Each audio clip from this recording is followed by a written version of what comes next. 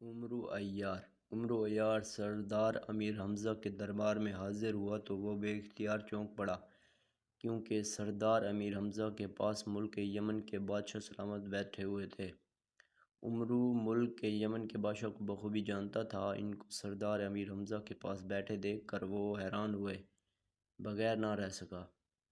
چند لمحے قبل عمرو کو سردار امیر حمزہ نے بلایا تھا۔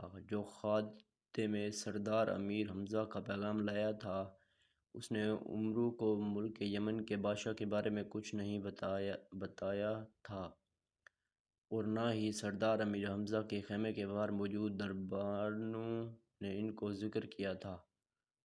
عمرو نے خیمے میں داخل ہو کر سلام کیا تو سردار امیر حمزہ اور یمن کے بادشاہ سلامت چونک کر اس کی طرف دیکھنے لگے۔ عمرو عیار، ہم تمہارا ہی انتظار کر رہے تھے۔ سردار امیر حمزہ نے عمرو کے سلام کا جواب دیتے ہوئے کہا۔ عمرو نے آگے بڑھ کر بڑے پرطباق انداز میں یمن کے بادشاہ سے ہاتھ ملایا اور سردار امیر حمزہ کے کہنے پر ان کے پاس ہی بیٹھ گیا۔ عمرو، شاہ یمن تم سے خصوصی ملاقات کے لیے آئے ہیں۔ سردار امیر حمزہ نے عمرو سے مخاطب ہو کر کہا۔ مجھ سے ایسی بات تھی تو آپ مجھے پہلے بلا لیتے بادشاہ سلامت، میں سر کے بل آپ کے پاس پہنچ جاتا۔ عمرو عیار نے شاہ یمن کی طرف دیکھتے ہوئے کہا۔ بات ہی کچھ ایسی ہے عمرو عیار کہ ہمیں خود چل کر تمہارے پاس آنا پڑا۔ شاہ یمن نے مسکراتے ہوئے کہا۔ فرمائیں بادشاہ سلامت، میں ناچیز آپ کی کیا مدد کر سکتا ہوں؟ عمرو نے مؤدبانہ انداز میں کہا۔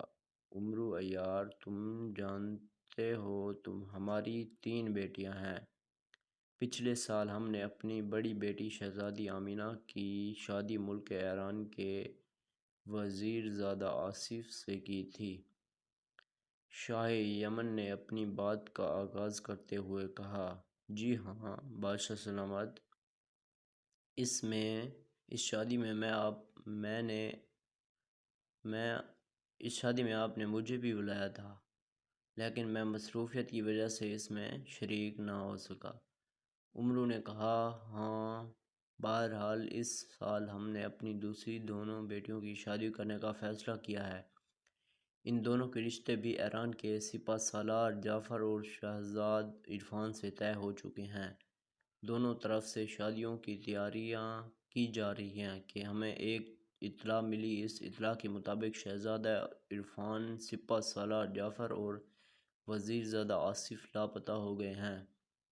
وہ تینوں عموماً رات کے وقت گھوڑوں پر سیر کے لیے نکلتے تھے اور شہر میں گھومتے پھرتے رہتے تھے اور پھر رات گئے واپس لوٹتے تھے۔ آج سے 10 روز قبل وہ تینوں گھوڑوں پر سوار ہو کر نکلے۔ رات گزر گئی مگر وہ واپس نہ آئے، یہاں تک کہ اگلا دن اور اگلی رات بھی گزر گئی مگر وہ تینوں واپس نہ آئے۔ تو بادشاہ سلامت، وزیر اعظم اور سپہ سالار کے باپ کو فکر لاحق ہونے لگی۔ ان تینوں کی تلاش میں انہوں نے ہر طرف سپاہی بھیج دیے مگر نہ ان تینوں کا کچھ پتہ چلا۔ اب تو بادشاہ سلامت، وزیر اعظم اور سپہ سالار کے باپ کی پریشانی کی حد نہ رہی۔